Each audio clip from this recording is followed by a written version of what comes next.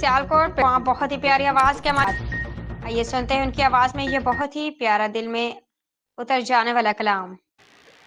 اعوذ باللہ من الشیطان الرجیم، بسم اللہ الرحمن الرحیم۔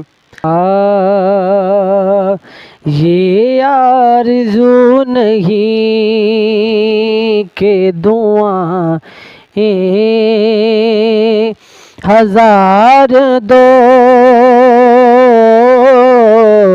یہ آرزو نہیں کہ دعائیں ہزار دو، یہ آرزو نہیں کہ دعائیں ہزار دو، پڑھ کر نبی کی نعت لحد میں اتار دو،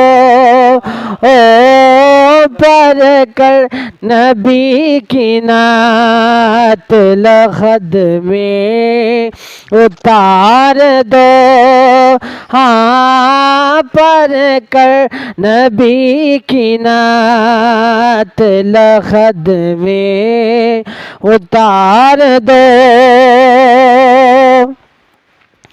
دیکھا ابھی ابھی ہے نگاہوں نے جمال یار،